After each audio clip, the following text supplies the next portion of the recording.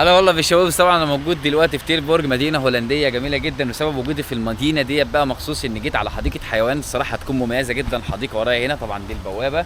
انا ونور هندخل بالعربيه، مسموح ان ندخل بالعربيه ونتفرج على الحيوانات اللي موجوده جوه، اذا كان من الزرافه في الحاجات كتير جدا متنوعه. وفي نفس الوقت عزيزي المشاهد بنقدر نعمل سفاري، يعني ياخدنا اتوبيس ونستكشف فيها، فاختيارنا بالعربيه هيكون احسن. فيلا بينا نخش ونستكشف حديقه الحيوان ديت اللي هتكون بالنسبه لي مميزه جدا. الشنطيطه ليتس جو. اقول لك على حاجه، المشكله الشنطيطه ديت فيها اوراق مهمه، نحطها هنا، خليها كده، وبسم الله توكلنا على الله على حديقه الحيوان. دي اول مره. انت بقالك كام يعني انت مولود اصلا في هولندا ولا مره جيت حديقه الحيوانات ديت رغم ان انت ساكن جنبها؟ دلوقتي احنا جينا. افتح البوابه يا حاج. جو النهارده عايز اقول لكم ان برد جدا. شفتوا انت الاجواء بتاعت غابات افريقيا لما تدخل فيها كده؟ ده في المانيا اهو كمان هنا التعليمات حسسك ان انت داخل فعلا غابات اللي موجوده في افريقيا. طبعا احنا جينا هنا عند الكاسه اللي المفروض نحاسب عليها عشان نشتري تيكيتات. عايز اقول لكم ان انا اصلا حاسس انها في دوله افريقيه. شايفين الاسقف اللي يستخدموها في الدول الافريقيه ببناء البيوت اللي موجوده في الغابات او كده. وشوف حتى هنا الفيال، التمثال الكبير، سحب او اطفالها. فخلينا نشوف هنا سعر التذكره عامله كام. هو تقريبا الباركينج بفلوس ولا ايه؟ لا، ما هو باركينج عشان احنا نركن بره. عايز اقول لكم ان سعر التذكره هنا 31 يورو الشخص الواحد، وشامله العربيه. يعني انت ما بتدفعش حاجه بالعربيه، تاخد العربيه وتدخل بيها بقى ايه على الحديقه على طول. فالصراحه انا متحمس جدا. اول مره تشوف انت الحيوانات؟ ها، اول مره ادخل زرافه، كل حاجه. ان شاء الله ينط عليك عنكبوت. طبعا احنا بقى هنخش بالعربيه ونشوف الحيوانات. دي احلى حاجه انها تكون جنبك بالعربيه، وهتكون رحله ممتعه جدا. شوفوا ده البار قاعد متونس. شوف شوف. لا احنا عايزين ايه حاجات اخطر من كده. اين الاسود؟ بس اول ما الاسد يجي في الشباك عشان ما يعملناش ستيك. يا ترى هنعدي عليه ولا ممنوع؟ اكيد 100% هنعدي عليه. ما بقول لك اصلا ممنوع انك تنزل تمشي. مجرد انك تنزل تمشي احتمال ايه الاسد يعملك ستيك. فدور ده الطريق طبعا هيلف بينا. شوف الحلو في الموضوع، تقدر تعمل سفاري برضه بالعربيه وبيشرحوا عن الحيوانات ديت. دي الجاموسه، واللي هناك ده الحمار المخطط. بس هو ليه كده تحسه غلبان؟ شوف الواقف ده هناك محترم، تحسه مثقف، واقف زعلان. ارتاح ارتاح، ده انت هتتعب له حواوشي كمان شويه.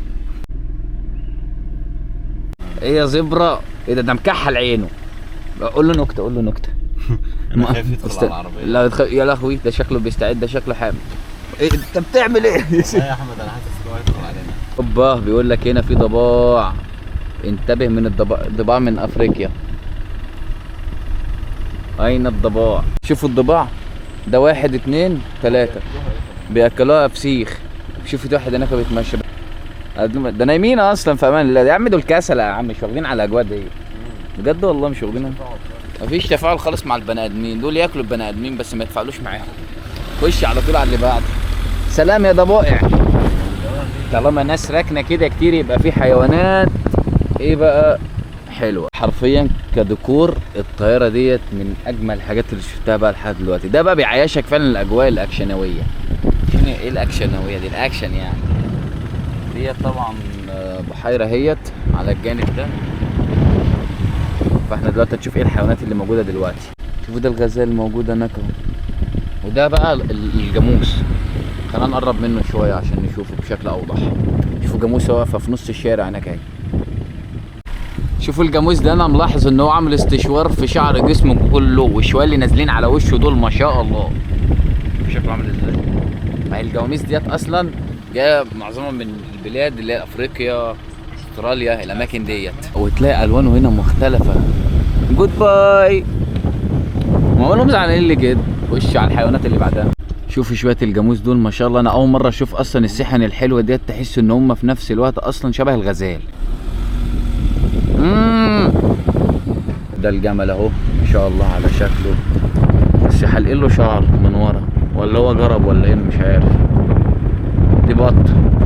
شوفوا البط في هولندا من كتر ما هو مش يعني مشهور جدا فبيجيبوه بقى ايه ويحطوه هنا. بس دي اكيد يعني انواع نادره مش موجوده يعني في الشوارع هنا في هولندا. نمر في نمر. اقفل الشباك بدل ما هو ربنا يطلع علينا مش هيخلي حد. اقفل الشباك، بيقول لك في نمر. بيقول اقفل الشباك؟ بيقول لك اقفل الشباك. نمر، احنا المفروض دلوقتي بندور على النمر. يا حبيبي ملك الغابة قاعد هناك اهو مبسوط، ولا حد يقدر يجي ناحيته، نايم اكله يجيله لحد عنده. الصراحة هو الحلو انك تتمشى بالعربية تتفرج على الحيوانات دي كلها، بس انا الصراحة انصح انك تنزل تتمشى احسن. شوف الزرافات كلها موجودة اهي، كذا زرافة موجودة، سبحان الله راسها عاملة ازاي اصلا، ما شاء الله بجد. وبياكلوا من الشجر ولا بياكلوا بالظبط؟ لا، وتحس ان هم اصلا عندهم بيعملوا كحل، بس ما فيش ولا زرافة جت علينا لان كلهم اصلا واقفين هناك اهم. هما كعادة بيطلعوا على الشارع، بس النهارده تحس ان بيرتاحوا. طبعا احنا ركننا العربيه بره، الدخول بالعربيه ما خلاكش تشوف الحاجات بشكل واضح واحلى بكتير من انك تمشي على رجلك.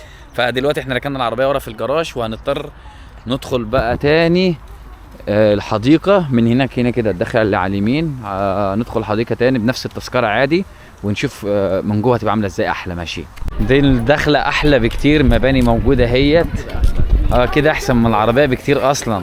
حد بادي كرون بزبادي، خلينا ندخل من هنا ولا من هنا ولا لا، في مدخل هناك اهو.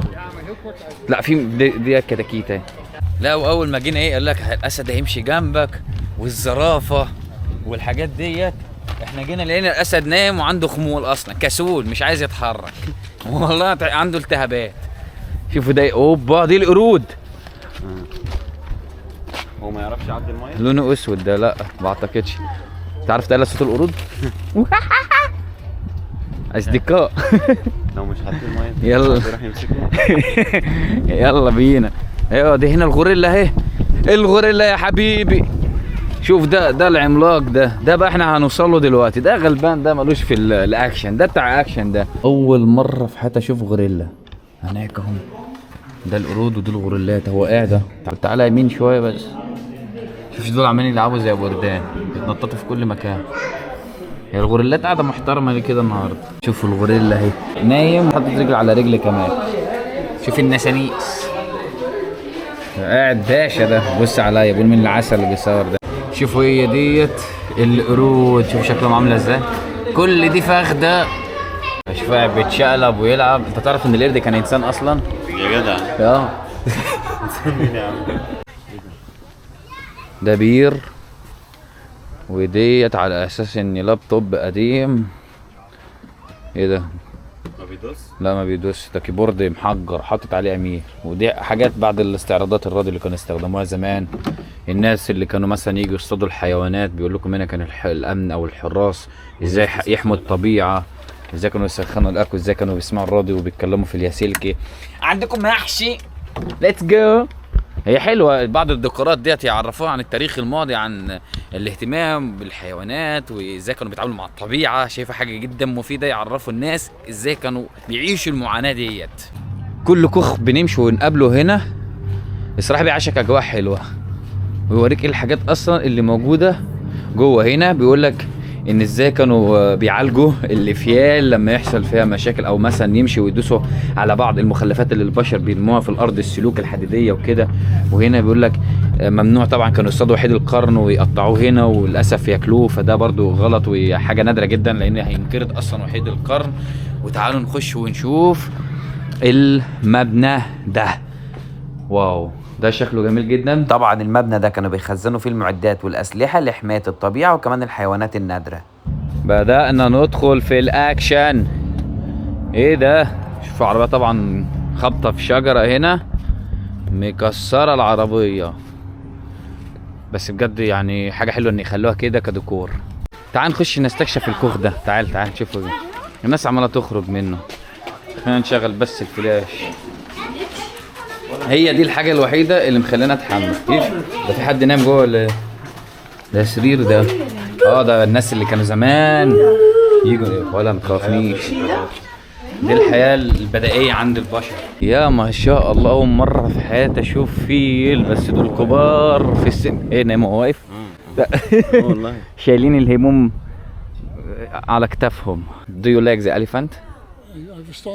No understand. بس يا جماعه سبحان الله، بوش الزلومه والتفاصيل في كميه تجاعيد كبيره قوي، عجوز جدا في السن. ده بقى شكل الفيله من الداخل. المبنى ده حلو جدا، بيخليك تشوفهم مفيش اي حاجه بينك وبينهم مانع علشان ايه ما تشوفهمش. لا كده احلى بكتير بوضوح. بس شوفوا بياكلوا، ده وقت غداهم اصلا، يرمي لهم من ورق الشجر هنا وياكلوه. شوفوا في مركب اهي هنروح ونركبها. طبعا لا هنا طبعا المركب دي من خلالها برضو هتورينا الحيوانات اللي موجوده، ولكن من زاويه تانية مختلفه وفيها استمتاع الصراحه. طبعا ده المركب اللي احنا هنركبها عشان برضو تاخدنا في رحله عميقه مع النهر ده اللي هيورينا برضو على الجانب الجميل بتاع الحيوانات. عايز اقول لكم ان التذكره برضو بتشمل انك تركب المركب ديت، فده المميز الصراحه. الحاجه الوحيده اللي بفلوس هو الاكل، انما دخول بالعربيه وكل حاجه فتذكره بالشخص 31 يورو. معاك عربيه تقدر تخش وصحه مميزه جدا. شوفوا المركب عامله ازاي، يا سلام. المنظر البانورامي اللي الواحد شايفه ده جميل جدا. ممكن ننزل من هنا بس احنا نطلع فوق احسن عشان ايه نشوف فيو اكتر واحلى. واو رحله ممتعه. هي ده تبقى احسن حاجه.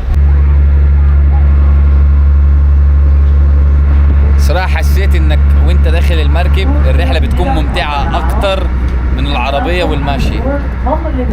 دي طبعا بتشرح عن بعض الحاجات اللي احنا هنشوفها دلوقتي. English. Dus ik ga het voornamelijk in het Nederlands doen, maar ik zal het ook af en toe in het Engels doen. Ja, we hebben een kleine boot, dus dan Bari is onze puntlip. ده نكا وحيد القرن، بس المشكلة حتى وانت ماشي على رجلك هيكونوا بعاد عنك فمش هتشوفهم بشكل واضح من قريب. اصحابنا في الرحلة، هالو جايز. دمهم خفيف. اصدقائنا بقى وكده الرحلة ممتعة. شوفوا ده الجاموس والقرنين بتاعته عامله ازاي، كبيره جدا. اول مره في حياتي اشوف قرنين كده. وده الشجر النادر اللي موجود في افريقيا.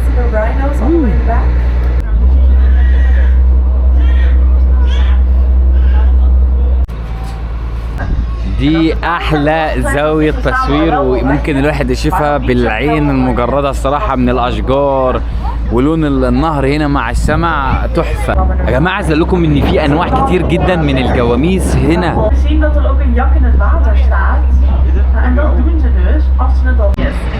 الحلو في الموضوع ان اصلا الحيوانات اللي انت شفتها اذا كان بالعربيه او ماشي فبالمركب ديت بيخليك انك تشوفها مره تانية، بس للاسف بتكون بعيد عننا زي ما انتم شايفين كده.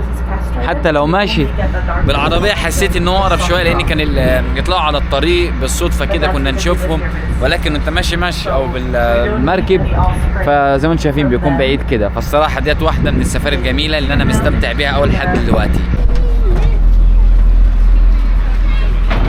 خلصت كده رحله السفاري اللي عملناها بالعربيه والمركب وماشي، كانت متعه حرفيا. كل لحظه استمتعنا بيها. المكان جميل، العائلات والاطفال، في نشاطات، في اكتيفيتيات ورونا، وجميله جدا تستاهل التذكره. اخيرا لقينا السيد قشطه، موجود منه 3 هم ما شاء الله. وايه ده، والغزلانه هناك اهي.